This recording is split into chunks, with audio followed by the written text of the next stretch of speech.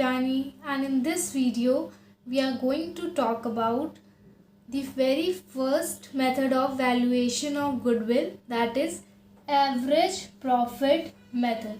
ठीक है, average profit method. यहाँ पे हम एवरेज प्रॉफिट के थ्रू गुडविल की कैलकुलेशन सीखेंगे. तो यहाँ पे गुडविल कैलकुलेट करने का फॉर्मूला इस मेथड के अंदर क्या होता है? Average profit into number of years of purchase.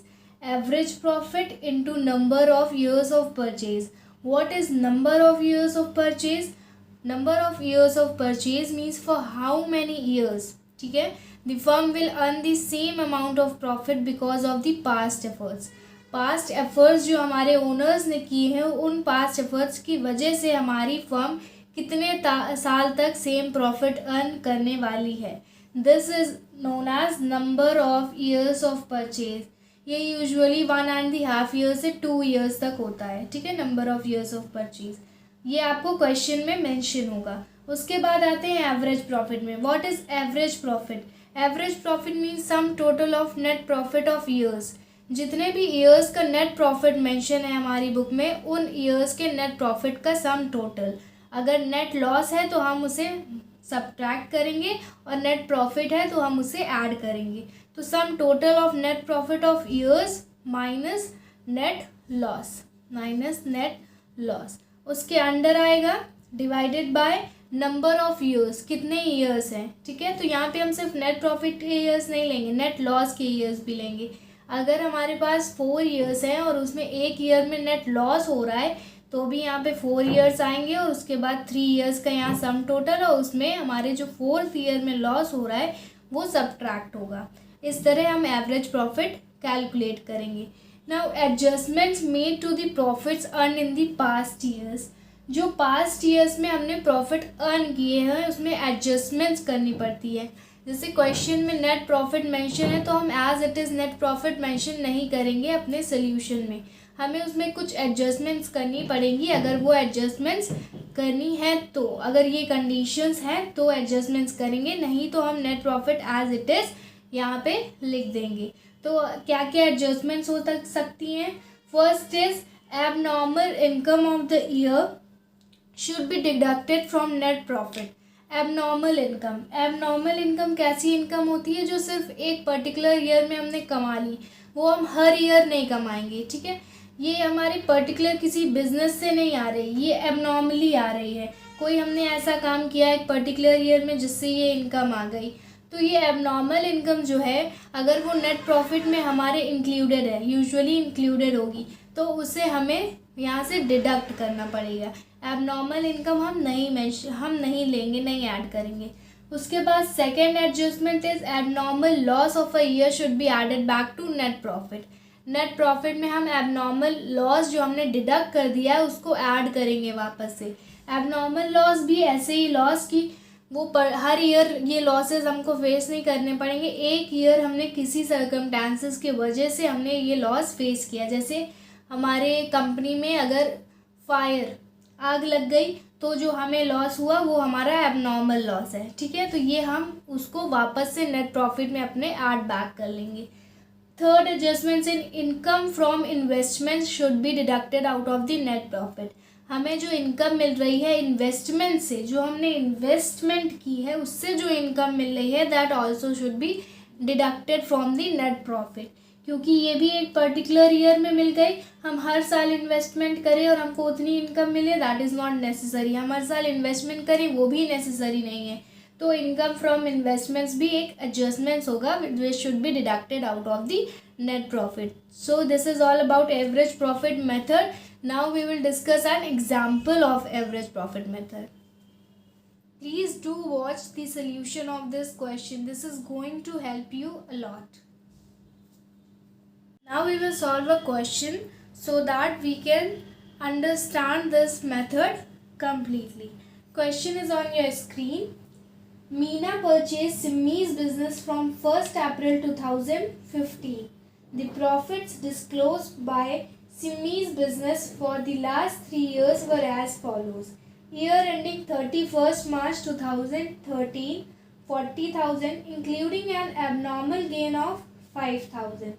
Year ending 31st March 2014, 50,000 after charging an abnormal loss of 10,000. Year ending 31st March 2015, 45,000 excluding 5,000 as annual insurance premium of firm's property now to be insured. Calculate the value of firm's goodwill on the basis of 2 years purchase of the average profit for the last 3 years.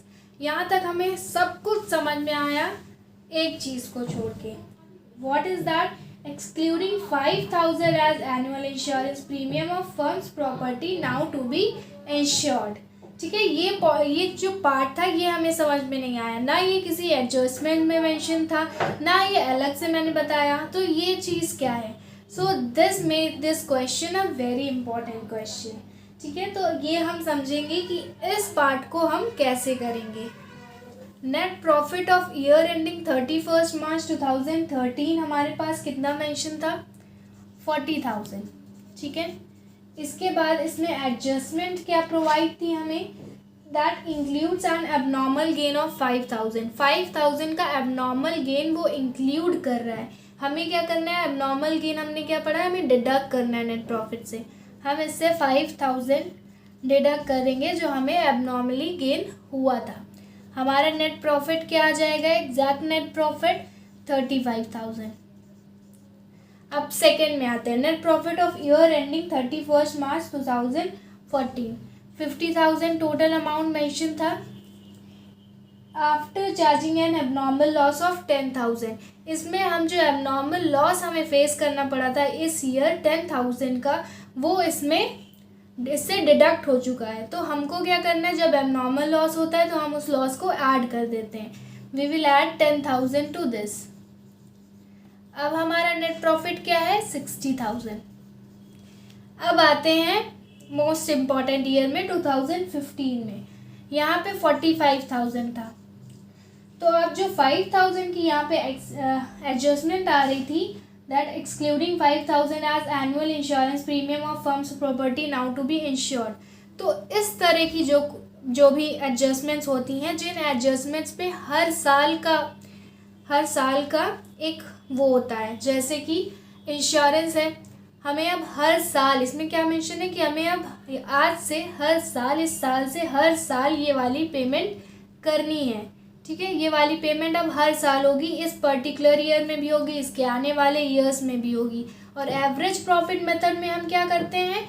Last years के profits से ये निकालने की कोशिश करते हैं कि हम फ्यूचर में कितना प्रॉफिट अर्न करेंगे. तो लास्ट ईयर के प्रॉफिट से निकालते हैं. तो फ्यूचर में तो पहले ही हमने डिसाइड कर लिया दैट 5,000 तो जाएंगे हमारे एज इंश्योरेंस. तो 5,000 हम एवरेज प्रॉफिट से अपने डिडक्ट करेंगे. 5,000 एवरेज प्रॉफिट जो हम इन 3 ईयर्स का निकालेंगे उससे डिडक्ट करेंगे.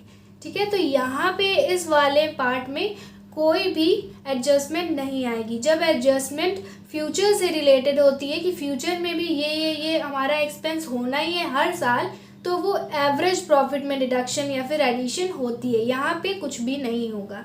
तो यहाँ पे अब हमें एवरेज प्रॉफिट निकालना है. एवरेज प्रॉफिट कितना आएगा हमारे पास? 35,000 प्लस 60,000 प्लस 60,000 प्लस 45,000. ठीक है, टोटल हमारा हो गया 1,40,000. उसके बाद एवरेज प्रॉफिट का क्या फॉर्मूला था? Sum total of all the net profits, इनका sum total divided by number of years. कितने ईयर्स हैं? 3 ईयर्स हैं. तो हमारा एवरेज प्रॉफिट यहाँ पे आ जाएगा 46,667. ये हमारा आ जाएगा एवरेज प्रॉफिट. उसके बाद हमने क्या पढ़ा है कि हमें जो फ्यूचर से रिलेटेड एडजस्टमेंट्स होंगी, जो फ्यूचर में हर साल होनी है एडजस्टमेंट, वो हम एवरेज प्रॉफिट से डिडक्ट करेंगे. तो यहाँ पे हमारा 5,000 का अमाउंट डिडक्ट हो जाएगा. कितना बचेगा हमारे पास? 41,667. इतना अमाउंट हमारे पास लेफ्ट होगा एज एन एवरेज प्रॉफिट. इसके बाद क्या होता है formula? Actual formula is what? Goodwill is equal to average profit into number of years of purchase. Number of years of purchase कितना मेंशन है हमारे क्वेश्चन में? 2. तो हमारा आंसर गुडविल का वैल्यू ऑफ गुडविल कितनी आएगी? 83,000 334. So this is our answer. ठीक है, तो इस तरह ये क्वेश्चन एक इम्पॉर्टेंट क्वेश्चन बना कि 5000 हमें एवरेज प्रॉफिट से डिडक्ट करना है, ना कि from this particular year. So this was our average profit method. We have discussed everything about this. I hope you will understand. Thank you for watching.